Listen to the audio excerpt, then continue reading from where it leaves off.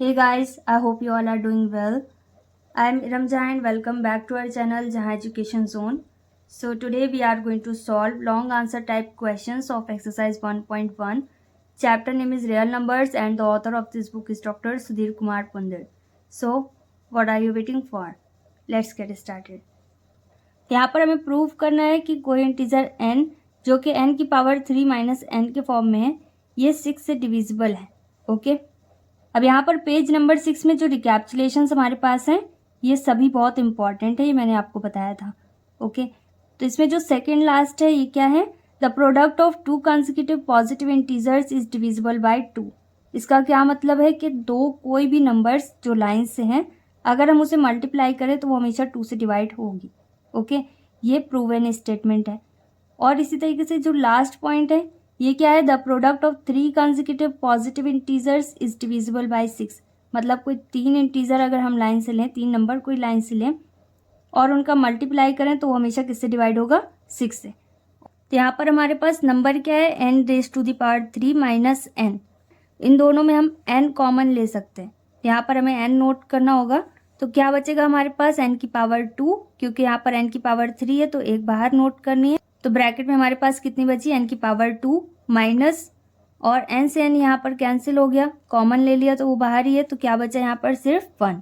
अब क्या हम इसे और सॉल्व कर सकते हैं, यहाँ पर हम a square minus B square का फॉर्मूला अप्लाई कर सकते हैं अगर सेकंड वाली वैल्यू में भी स्क्वायर हो. तो क्या हम 1 में स्क्वायर नोट कर सकते हैं, बिल्कुल नोट कर सकते हैं, क्योंकि 1 का स्क्वायर करने पर कुछ भी चेंज नहीं होगा, 1 ही रहेगा. ओके तो अब ये a square minus B square में कन्वर्ट हो चुका है. तो अब हमें इसकी एक्सपेंड फॉर्म में कन्वर्ट करना होगा. इसकी एक्सपेंड फॉर्म क्या होगी, a plus B, a minus B. a की प्लेस में हमारे पास क्या है, n, तो हो जाएगा n प्लस 1 और n minus 1. I hope it is clear to you. अब इसे सॉल्व करने पर हमारे पास 3 अलग नंबर्स आए या 3 अलग इंटीजर्स आए. कौन कौन से, पहला n, दूसरा n प्लस 1 और तीसरा n माइनस 1. तो कहीं पर भी अगर 3 नंबर लाइन से होती हैं उनको अगर हम मल्टीप्लाई करें तो वो हमेशा 6 से डिवाइड होती हैं. या आपके रिकैप्चुलेशंस में लास्ट पॉइंट में बताया गया है. ओके जो कि एक प्रूवन स्टेटमेंट है. फॉर एग्जाम्पल हमारे पास 2 है, 3 है, 4 है, इन तीनों को अगर हम मल्टीप्लाई करें, तीनों लाइन से हैं तो ये 6 से डिवाइड होंगे. ओके ये प्रूवन स्टेटमेंट है. तो क्या ये नंबर लाइन से हैं, यहाँ पर देखो क्या है, n माइनस 1 मतलब n के पहले की नंबर, फिर इसके बाद n और फिर n प्लस 1. तो इसे हम अरेंज करके लिखते हैं. सबसे पहले क्या आएगा, n माइनस 1, क्योंकि ये छोटा है. ओके जो भी n होगा उसमें माइनस 1. लेट सपोज n क्या है, 1, तो ये माइनस 1 होगा तो ये 0 होगा. अगर n 2 है तो ये क्या होगा, 1. ओके फिर इसके बाद क्या है, n और फिर इसके बाद है n प्लस 1. ओके तो यूक्लिड्स डिवीजन लेमा क्या है, a is equal to B Q plus R. और जहाँ पर r 0 के बराबर भी हो सकता है और उससे बड़ा भी हो सकता है, लेकिन कितना बड़ा होगा कि b से वो हमेशा छोटा हो. तो यहाँ पर नंबर हमारे पास जो है वो 6 से डिवाइड हो रही है. तो यहाँ पर डिवाइजर क्या है, 6. तो डिवाइजर क्या होता है, b. ओके तो यहाँ पर b की वैल्यू कितनी बताई गई हमें, 6. तो यहाँ पर r क्या हो सकता है, r कैन बी 0, 1, 2, 3, 4 और 5. तो यहाँ पर अगर b की वैल्यू 6 है तो r क्या होगा, r हमेशा इससे छोटा होगा. तो r 0 हो सकता है, 1 हो सकता है, 2 हो सकता है, 3 हो सकता है, 4 हो सकता है, 5 हो सकता है, लेकिन यहाँ पर 6 रिमाइंडर कभी नहीं होगा, क्योंकि ये आपस में बराबर नहीं हो सकते. ओके अगर बराबर होगा तो फिर से डिवाइड हो जाएगा, इसलिए बराबर नहीं होगा, हमेशा कम होगा. ओके तो यहाँ पर ये जो तीनों नंबर्स हैं इसमें जो मिसिंग वैल्यू n है इसे हम कोई पॉजिटिव इंटीजर अज्यूम करते हैं. ओके तो यहाँ पर हम नोट करेंगे, let n be any positive integer. तो कोई भी पॉजिटिव इंटीजर जब हम अज्यूम करते हैं तो उसे हम a is equal to B Q plus R के फॉर्म में एक्सप्रेस कर सकते हैं. तो यहाँ पर हम नोट कर सकते हैं, since any positive integer can be expressed of the form a is equal to B Q plus R, अगर डिवाइड हो रहा है तब. ओके तो यहाँ पर a की जगह पर क्या है, n. तो इसे हम किस फॉर्म में एक्सप्रेस कर सकते हैं, a is equal to B Q plus R. तो यहाँ पर n किसके बराबर होगा, बी क्यू प्लस आर, मतलब b की वैल्यू यहाँ पर कितनी है, 6 और q है साथ में, 6q प्लस आर मतलब 6q. पहले r की वैल्यू क्या है, 0, तो 0 ऐड करो या सब्ट्रैक्ट, कुछ भी चेंज नहीं होगा. तो 6q हो सकता है, 6q की फॉर्म में होगा. और सेकंड क्या हो सकता है, 6q और प्लस r, मतलब r की जगह पर अब 1 नोट करना होगा. तो हो जाएगा +1 क्योंकि ऐड नहीं हो सकता, साथ में क्यू है और क्यू कितना है ये नहीं पता। फिर इसके बाद क्या है 6Q और प्लस R की जगह पर क्या हो जाएगा 2।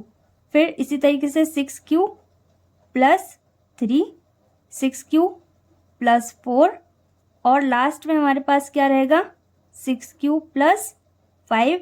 मतलब इन तीनों वैल्यूज़ में जो सिंगल n है ये किस फॉर्म में एक्सप्रेस किया जा सकता है 6Q, 6Q plus 1, 6Q plus 2, 6Q plus 3, 6Q plus 4 और 6Q प्लस 5। ओके, तो यहाँ पर हम नोट कर सकते हैं केस फर्स्ट और यहाँ पर नोट करेंगे इफ़। तो पहली कंडीशन हमारे पास क्या है 6Q कैसे आया BQ प्लस R से, जहाँ पर R की वैल्यू क्या है 0। ओके, तो 0 ऐड करें या सब्ट्रैक्ट कुछ भी चेंज नहीं होगा। और एक ही जगह पर हम क्या यूज़ कर रहे हैं n, तो यहाँ पर हो जाएगा n is equal to first case that is 6Q। यहाँ पर नंबर हो गई हमारे पास 3, कौन कौन सी n-1, n और n+1। ओके, अब ये तीनों नंबर में हम n की वैल्यू पुट करेंगे और चेक करना होगा अगर n की जगह पर हम 6Q नोट करते हैं तब ये 6 से डिवाइड हो रहा है या फिर नहीं। ओके, तो यहाँ पर नोट करते हैं n की जगह पर क्या हो जाएगा 6Q माइनस 1 और यहाँ पर 6Q ही रहेगा। इसे आप ब्रैकेट में क्लोज करना चाहो कर सकते हो और नहीं करना हो तो कोई प्रॉब्लम नहीं क्योंकि ये सिंगल है। तो यहाँ पर हो जाएगा 6Q प्लस 1, n की जगह पर सब जगह 6Q नोट करना है। अब कैसे पता चलेगा ये 6 से डिविजिबल है या नहीं, तो रफ में देखते हैं। तो इस तरीके से आप इसे रफ में सॉल्व करके देख सकते हैं अपने कन्फ्यूजन को दूर करने के लिए। इसे आपको फेयर में नोट नहीं करना है। ओके, तो हमारे पास क्या आया 6Q माइनस 1, 6Q और 6Q प्लस 1। तो Q की जगह पर कुछ भी एज्यूम कर सकते हैं। तो लेट सपोज हमने Q की जगह पर 1 एज्यूम किया, तो जहाँ पर भी Q है वहाँ पर हम 1 नोट कर सकते हैं। अब इन दोनों के बीच में कोई साइन नहीं है तो मल्टीप्लाई का साइन आएगा और बाकी सब वैसे ही नोट कर सकते हैं। ओके, अब 6 में 1 का मल्टीप्लाई किया 6 आ गया। 6 में 1 माइनस करना होगा क्योंकि एक एक ब्रैकेट सॉल्व करना है। तो ब्रैकेट हटने पर क्या होगा, इन दोनों के बीच में भी कोई साइन नहीं तो मल्टीप्लाई का साइन आएगा। इसी तरीके से यहाँ पर 6 और 1 का मल्टीप्लाई करने पर 6 ही रहेगा और ये 6 1 जार 6 प्लस 1 करेंगे तो ये होगा 7।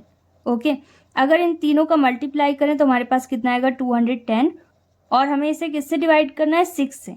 ओके, तो क्या ये 6 से डिवाइड हो जाएगा, बिल्कुल हो जाएगा। यहाँ पर 6 से 6 भी कैंसिल हो रहा है तब भी 35 आ रहा है और अगर आप ऐसे डिवाइड करके देखो तब भी 35 आ रहा है।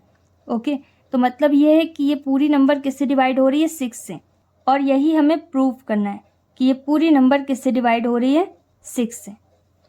तो यहाँ पर हम नोट कर सकते हैं इट इज़ डिविजिबल बाय 6 और पहले केस में ये क्या हो गया प्रूव। इसी तरीके से सारे केस में हमें प्रूव करना है। तो केस सेकंड हमारे पास क्या है, अगर हम n की वैल्यू कितनी लें 6Q प्लस 1, तो यहाँ पर अगर हम 6Q प्लस 1 लें तो क्या ये प्रूव हो पाएगा कि ये 6 से डिवाइड हो रही है नंबर या फिर नहीं। यहाँ पर हम नोट कर सकते हैं देन और नंबर हमारे पास वही रहेगी क्या है n-1, n और n+1, ये तीनों नंबर लाइन से हैं। ओके, अब यहाँ पर n की जगह पर हमें क्या नोट करना होगा 6Q प्लस 1 और ये -1 तो है इसे वैसे ही नोट कर देंगे। अब यहाँ पर दो वैल्यूज़ हैं तो इसे ब्रैकेट में नोट करना होगा। ये हो जाएगा 6Q प्लस 1 और इसकी जगह पर क्या नोट कर सकते हैं 6Q प्लस 1 और plus 1। Okay, 6Q plus 1 n की जगह पर रहेगा और प्लस 1 इसमें एक्स्ट्रा दिया है तो प्लस 1 भी रहेगा। तो क्या अभी हम इसे और सॉल्व कर सकते हैं, बिल्कुल कर सकते हैं। तो ये हो जाएगा 6Q और इसे आप ब्रैकेट में भी नोट कर सकते हो और विदाउट ब्रैकेट भी, क्योंकि यहाँ पर ये सिंगल वैल्यू है। यहाँ पर +1 और -1 कैंसिल हो जाएंगे, 0 में कन्वर्ट होंगे तो सिर्फ 6Q बचेगा। और इसी तरीके से 6Q प्लस 1 को सॉल्व नहीं किया जा सकता, इसे वैसे ही नोट करेंगे। और यहाँ पर क्या है 6Q और यहाँ पर 1 + 1 है, इन दोनों को हम ऐड कर सकते हैं तो टोटल 1 कितने हो गए 2। तो देखो 6Q फिर 6Q प्लस 1 फिर 6Q प्लस 2। तो इसे सॉल्व करना भी बहुत आसान है। एक वैल्यू अगर आपको पता चली तो आगे वाली तो आपको पता ही चल जाएंगी। अब यहाँ पर भी जो नंबर हैं वो कैसे हैं, क्रम में है, मतलब कंसेक्यूटिव है, लाइन से हैं। ओके, तो यहाँ पर भी कंडीशन फॉलो हो रही है। अगर कोई भी 3 नंबर लाइन से हो, कंसेक्यूटिव हो और प्रोडक्ट के फॉर्म में हो तो वो हमेशा 6 से डिवाइड होंगी। तो यहाँ पर आप डायरेक्ट भी नोट कर सकते हैं और अदरवाइज आप इसे रफ पे भी सॉल्व करके देख सकते हैं। तो इस तरीके से आप इसे सॉल्व कर सकते हैं। क्यू की जगह पर आप कुछ भी नोट कर सकते हैं और उससे आपको मल्टीप्लाई करना होगा। अब यहाँ पर आपको दिखाई दे रहा होगा 6 से 6 कैंसिल होगा क्योंकि हमने क्यू की जगह पर क्या नोट किया है 1। ओके, तो यहाँ पर 6 ही रहेगा और ये हो जाएगा 6 + 1 मतलब 7 और ये हो जाएगा 6 + 2 मतलब 8। ओके, इसका मतलब कि 6 + 1 n की जगह पर नोट करने से भी वैल्यू 6 से पूरी तरीके से डिवाइड हो रही है। ओके, अब थर्ड केस क्या है कि अगर n की जगह पर हम क्या नोट करें 6 + 2। ओके, तब n - 1 n और n + 1 क्या 6 से डिवाइड होगी या नहीं। ओके, तो यहाँ पर अब हमें क्या पुट करना होगा n की जगह पर 6 + 2। तो यहाँ पर ये नोट करेंगे और साथ ही क्या है -1, तो -1 भी नोट करेंगे। फिर इसके बाद ब्रैकेट में ही रहेगा क्योंकि 2 वैल्यूज़ हैं, तो ये 6 + 2 और फिर 6 + 2 और साथ ही साथ +1। ओके, क्योंकि ये n + 1 है। अब इसे सॉल्व करते हैं। यहाँ पर क्या हो जाएगा 6 और +1, 2 में 1 माइनस करेंगे क्या आएगा 1। पॉजिटिव रहेगा क्योंकि बड़ी वैल्यू पॉजिटिव है।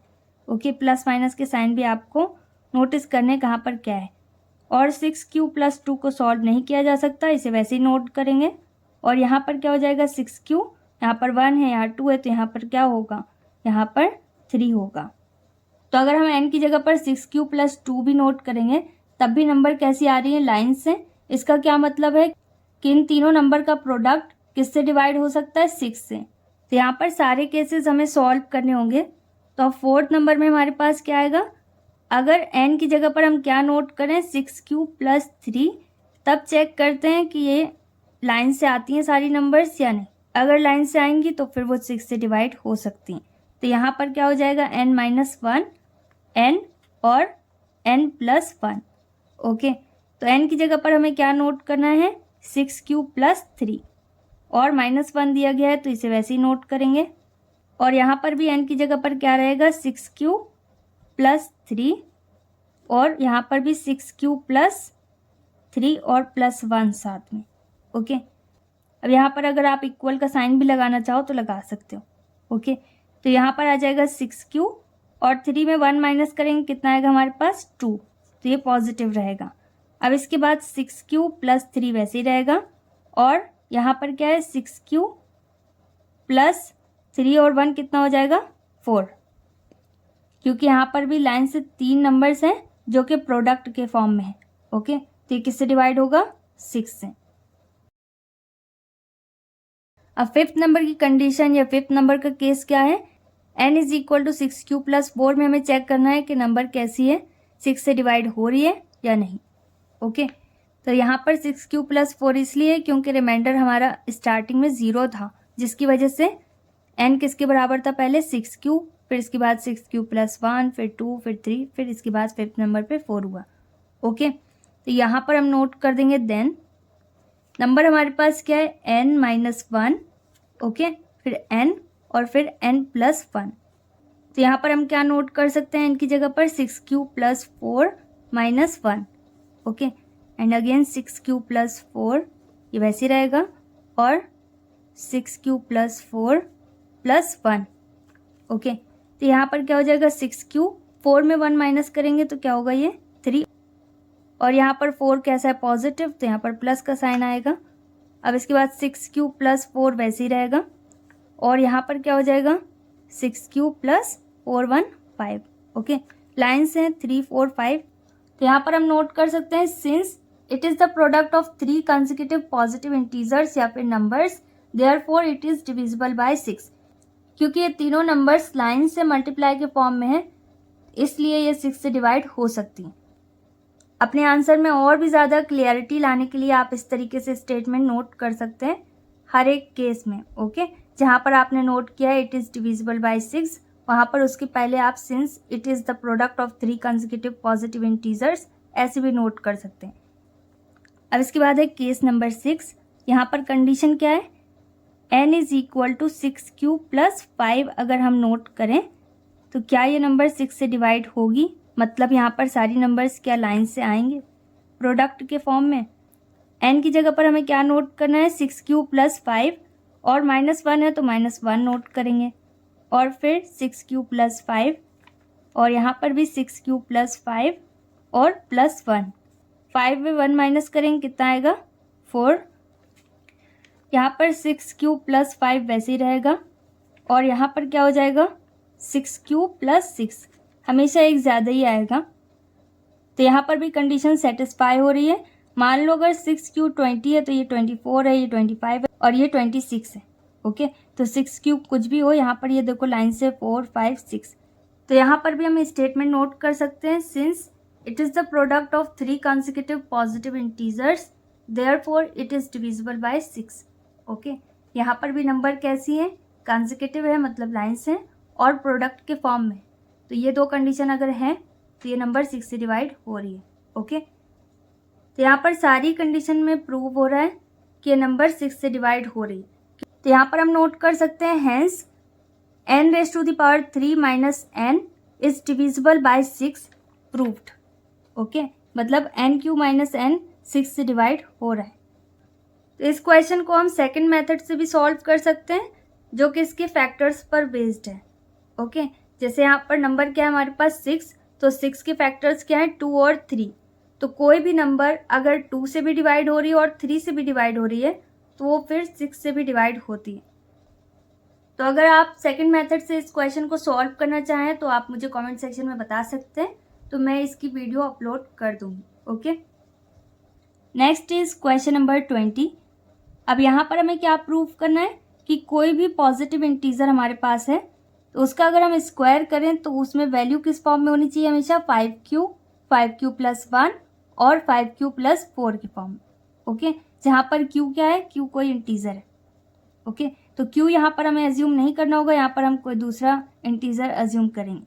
तो जैसे अभी इसमें फॉर्म आई थी, क्या आई थी 6q plus 1, 6q plus 2 so on. तो यहाँ पर बता रहे हैं कि अगर किसी भी इंटीजर, मान लो कोई इंटीजर a है, अगर उसका हम स्क्वायर करें तो स्क्वायर करने पर हमेशा आंसर किस फॉर्म में रहेगा 5q प्लस 1 और 5q प्लस 4।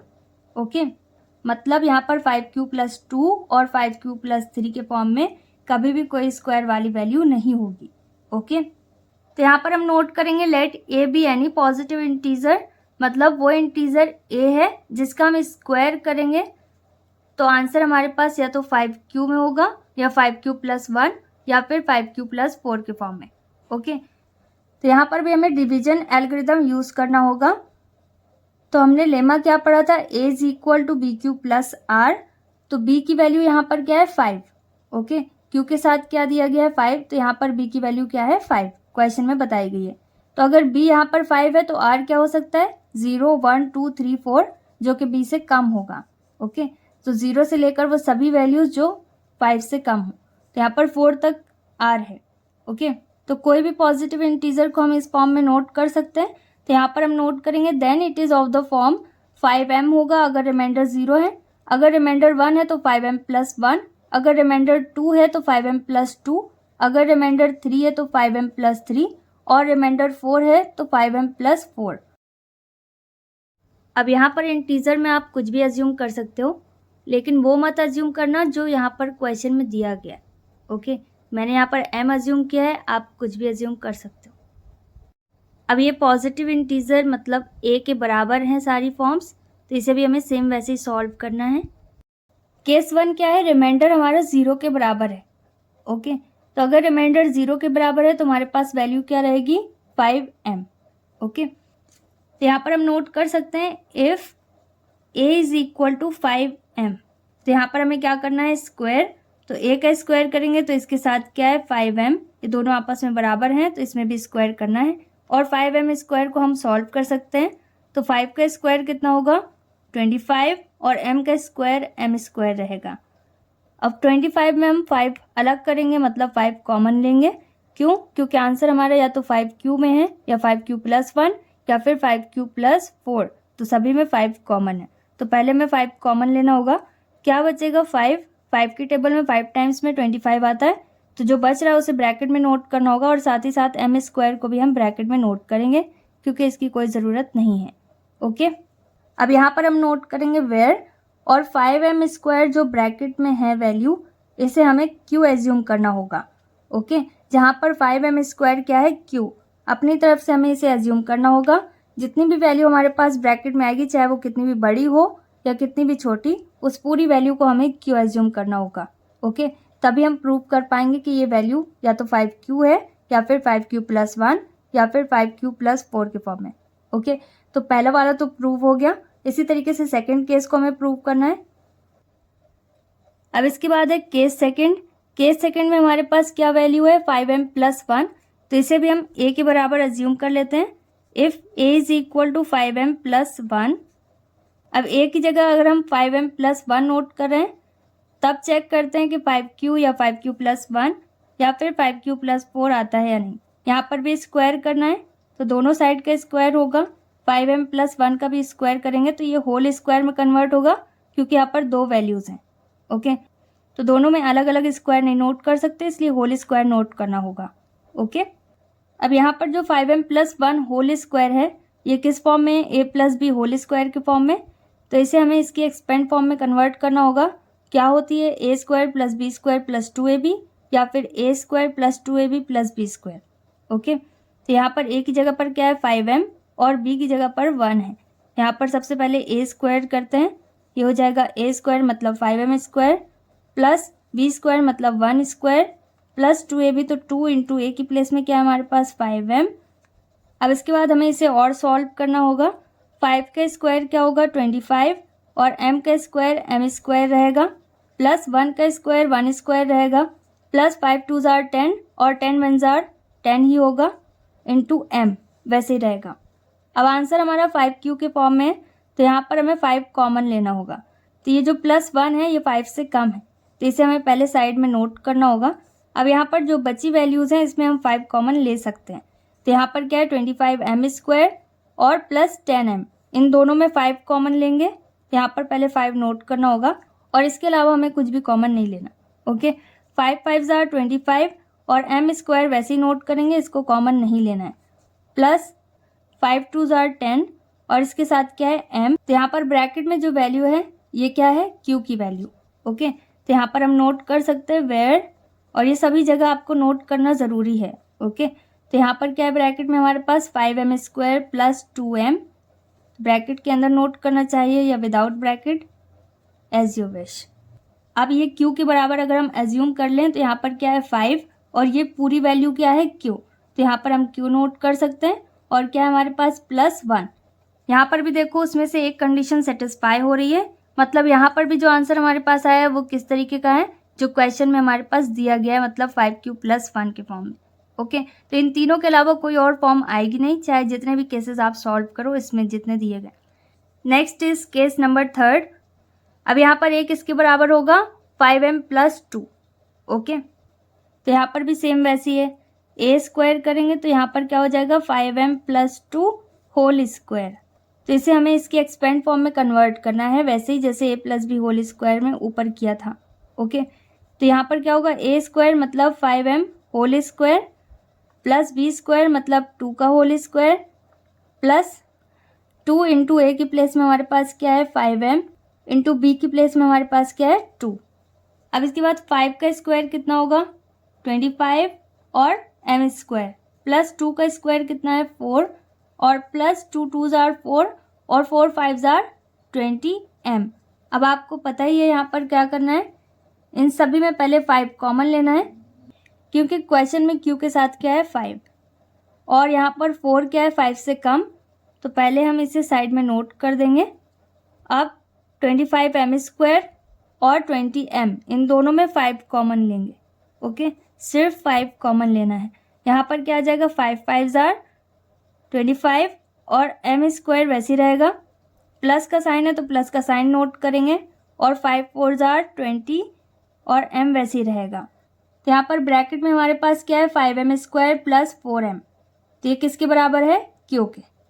अगर ब्रैकेट की पूरी वैल्यू q के बराबर है तो यहाँ पर हमें नोट करना होगा 5q प्लस 4, तो ये फॉर्म भी क्वेश्चन में दी गई है। तो थर्ड केस भी हमारा प्रूव हो गया। अब इसके बाद कौन सा केस है फोर्थ में हमें क्या नोट करना होगा a is equal to 5m+3, तो यहाँ पर हमारे पास क्या है a is equal to 5m+3। अब यहाँ पर भी हमें स्क्वायर नोट करना है, तो इसका होल स्क्वायर करेंगे, ये a+b होल स्क्वायर के फॉर्म में। यहाँ पर a की प्लेस में हमारे पास क्या है 5m, तो ये हो जाएगा 5m whole square plus B की प्लेस में हमारे पास क्या है 3, तो 3 होल स्क्वायर होगा, प्लस 2 इंटू ए की प्लेस में हमारे पास क्या है 5m, इंटू बी की प्लेस में हमारे पास क्या है 3। ओके, 5 का स्क्वायर कितना होगा 25m स्क्वायर, प्लस 3 का स्क्वायर कितना है 9, प्लस 3 2 जार 6 और 6 5 जार कितना होता है 30m। अब यहाँ पर जितनी भी वैल्यूज़ हैं क्या सभी में 5 कॉमन है? नहीं, यहाँ पर क्या है 9 जो 5 की टेबल में नहीं आता। लेकिन अगर इसमें से हम 5 अलग कर दें तो क्या बचेगा 4, तो 4 को हम साइड में नोट कर सकते हैं, या फिर मैं इसे और सिंप्लीफाई करके आपको बताती हूँ। यहाँ पर हम नोट करेंगे अभी 25m स्क्वायर, प्लस 9 की जगह पर क्या नोट कर सकते हैं 5 प्लस 4। ऐसा क्यों कर रहे हैं? क्योंकि हमें सभी वैल्यूज़ में से 5 कॉमन लेना है। ओके, यहाँ पर हो जाएगा 30m वैसे ही। अब इसके बाद 5 किस में कॉमन हो सकता है 25 में, 5 में और 30 में। ये 4 एक्स्ट्रा है ना, तो इसे हम साइड में नोट कर सकते हैं, तो यहाँ पर साइड में हम +4 नोट कर देंगे। ओके, अब इसके बाद जो 3 वैल्यूज़ हमारे पास बची, इन तीनों में हमें 5 कॉमन लेना है। तो 5 कॉमन लेने पर हमारे पास क्या बचेगा 5 5 जार 25 और ये हो जाएगा 5m स्क्वायर। ओके, फिर सेकंड वैल्यू क्या है 5 5 1 जार 5, तो यहाँ पर 1 आएगा। फिर 4 तो हमने साइड में नोट कर दिया। अब इसके बाद क्या है 30, तो 5 6 जार 30 और प्लस का साइन है तो प्लस का साइन नोट करेंगे, और साथ में m है तो m नोट करेंगे। अब ये पूरी की पूरी वैल्यू क्या है q, तो यहाँ पर हम नोट करेंगे वेयर 5m स्क्वायर प्लस 1 और प्लस 6m ये सब किसके बराबर है q। तो यहाँ पर हमारे पास क्या आएगा 5q प्लस 4, ये पूरी वैल्यू की जगह पर q और प्लस 4। फोर्थ केस भी हमारा उसी फॉर्म में आया जो क्वेश्चन में दी गई है। अब इसके बाद हमें फिफ्थ केस भी वैसे ही सॉल्व करना है, तो हम क्या नोट करेंगे a is equal to 5m plus 4। Okay, यहाँ पर भी हमें स्क्वायर करना है, क्या हो जाएगा 5m प्लस 4 होल स्क्वायर। अब ये भी a plus B whole square के फॉर्म में है, तो इसे भी इसके एक्सपेंड फॉर्म में कन्वर्ट करना होगा। a स्क्वायर मतलब 5m whole square, b square मतलब 4 स्क्वायर, प्लस 2ab मतलब 2 इंटू ए की प्लेस में क्या है 5m, इंटू बी की प्लेस में क्या है 4। अब इसे सॉल्व करते हैं। 5 का स्क्वायर कितना होगा 25m स्क्वायर, प्लस 4 का स्क्वायर कितना होगा 16, प्लस 5 2 जार 10 और 10 4 जार 40 और ये हो गया m। क्या इन सभी वैल्यूज़ में 5 कॉमन है? मतलब 5 से क्या सभी डिवाइड हो सकती हैं? तो यहाँ पर 16 अलग है, तो 5 से 25 भी कैंसिल हो सकता है, 40 भी हो सकता है लेकिन 16 नहीं होगा, 15 हो सकता है लेकिन 16 नहीं होगा। तो यहाँ पर क्या है 1 एक्स्ट्रा है, तो यहाँ पर हम नोट कर सकते हैं 25m स्क्वायर प्लस 5 3 जार 15 होता है ना, तो यहाँ पर हम नोट कर सकते हैं 15 और प्लस 1। ओके, ज़्यादा से ज़्यादा वैल्यू नोट करनी है, प्लस 40m। अब यहाँ पर 25 15 और 40 इन सभी में 5 कॉमन है। ओके, और जो प्लस 1 है ये अलग है, तो इसे साइड में नोट करते हैं। अब यहाँ पर हमें 5 नोट करना होगा वैसे ही। अब 5 से 25m स्क्वायर को डिवाइड करेंगे, कितने टाइम्स में कैंसिल होगा 5 5 जार 25 और m स्क्वायर वैसे रहेगा, प्लस 5 3 जार 15 और इसके बाद क्या है 40m, तो यहाँ पर भी प्लस का साइन नोट करेंगे, 5 8 जार 40 और m वैसे ही नोट कर देंगे। अब यहाँ पर भी जो ब्रैकेट में हमारे पास वैल्यू है ये पूरी वैल्यू क्या है q के बराबर है, तो यहाँ पर आ जाएगा 5m square plus 3 plus 8m is equal to q। अब यहाँ पर हम नोट कर सकते हैं 5 और इस पूरी वैल्यू की जगह पर क्या नोट करेंगे q प्लस 1। तो देखो ये भी वही फॉर्म में निकला जो आपके क्वेश्चन में दी गई है। ओके, तो सभी केसेस में a स्क्वायर का सॉल्यूशन या तो 5q के बराबर आ रहा है, या फिर 5q प्लस 1, या फिर 5q प्लस 4। ओके, इसके अलावा और कुछ नहीं आ रहा, इसका मतलब ये प्रूफ हो चुका है। तो यहाँ पर हम नोट कर सकते हैं hence a is of the form 5q या 5q प्लस 1 या फिर 5q प्लस 4 प्रूव्ड। ओके, इस तरीके के क्वेश्चंस को सभी जगह अलग अलग तरीके से सॉल्व किया जाता है, तो आप जैसे सॉल्व करना चाहो वैसे कर सकते हो। अगर आपको ये मेथड इजी लगे तो इसे फॉलो कर सकते हो। कोई और मेथड अगर आपको इजी लग रहा हो जो आपके स्कूल वगैरह में कराया गया हो तो उसे भी आप फॉलो कर सकते हो। Okay, next is question number 21। अब यहाँ पर हमें प्रूव करना है कि एवरी पॉजिटिव इवन इंटीजर किस फॉर्म में होता है 2q, और एवरी पॉजिटिव ऑड इंटीजर किस फॉर्म में होता है 2q + 1, जहाँ पर q क्या है, कोई इंटीजर है। ये तो आप बहुत पहले ही पढ़ चुके होगे, कोई भी इवन इंटीजर होगा वो हमेशा किस फॉर्म में होगा 2q, और ऑड इंटीजर होगा तो वो हमेशा 2q + 1 के फॉर्म में होगा। किसी भी इवन इंटीजर में अगर हम 1 ऐड करें तो क्या होता है, ऑड इंटीजर। तो यहाँ पर भी हमें अज्यूम करना होगा let a be any positive integer, और आप जो अज्यूम करना चाहो वो कर सकते हो। तो b की वैल्यू यहाँ पर कितनी है, 2q दिया गया है और 2q + 1, मतलब q के साथ यहाँ पर क्या है 2, तो b की वैल्यू क्या है 2। कैसे आई, a = bq + r, तो b के साथ हमेशा क्या होता है q। ओके, तो यहाँ पर r की वैल्यू क्या होगी 0, 1, ओके, 2 से कम। तो यहाँ पर इसकी फॉर्म क्या होगी, या तो 2q या फिर 2q + 1। फर्स्ट केस में क्या है, r की वैल्यू हम 0 ले रहे हैं, तो यहाँ पर a किसके बराबर होगा 2q। अब 2q किससे डिवाइड हो रहा है 2 से, तो यहाँ पर हमें नोट करना होगा since 2q is divisible by 2, तो 2 से डिवाइड होने वाली नंबर्स क्या होती हैं, इवन। तो यहाँ पर आप नोट कर सकते हैं therefore a = 2q when a is an even positive integer, और आप ये भी नोट कर सकते हैं therefore every positive even integer is of the form 2q। Okay, जो आपके क्वेश्चन में प्रूव करने के लिए बोला गया है। तो सेकंड केस में हमारे पास क्या है, r की वैल्यू 1 है। ओके, अगर r की वैल्यू 1 है तो a किसके बराबर होगा 2q + 1। अब 2q हमारे पास क्या आया, इवन, तो किसी भी इवन नंबर में अगर हम 1 ऐड करेंगे तो वो क्या होती है, ऑड। तो यहाँ पर हम नोट कर सकते हैं since 2q + 1 is not divisible by 2, अब ये 2 से डिवाइड नहीं हो सकता इसीलिए ऑड है। तो यहाँ पर हम नोट कर सकते हैं therefore a = 2q + 1 when a is an odd positive integer या पॉजिटिव ऑड इंटीजर, या फिर आप इस तरीके से भी नोट कर सकते हो since 2q + 1 is not divisible by 2, therefore every positive odd integer is of the form 2q + 1। Okay, तो आप जैसे स्टेटमेंट नोट करना चाहो वैसे कर सकते हो। सो एक्सरसाइज 1.1 हमारी कंप्लीट हो चुकी है। अगर आपको इसमें कोई भी डाउट है तो वीडियो को रिवाइंड करके देखिए, प्रैक्टिस कीजिए, जितना ज़्यादा आप प्रैक्टिस करोगे उतने अच्छे से आपको सारी चीज़ें समझ में आएंगी। इसके अलावा भी अगर आपको कोई डाउट है, कोई क्वेरी है, तो आप मुझे कमेंट सेक्शन में बता सकते हैं। If you think that this video is helpful for you, so please like this video and subscribe our channel if you are new and watching first time, and press the bell icon so that you never ever miss any update regarding all this kind of videos. I'll come back with a new video very soon. Till then, stay happy, stay tuned, stay connected.